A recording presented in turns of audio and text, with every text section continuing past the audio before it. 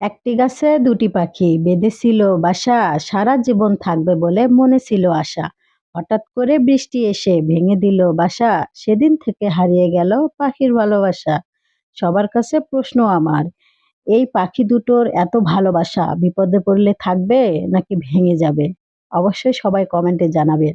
আর এই ভিডিওটি দেশে বা প্রবাসে যে যেখান থেকে দেখছেন সবাইকে জানাই আন্তরিক প্রীতি ও শুভেচ্ছা।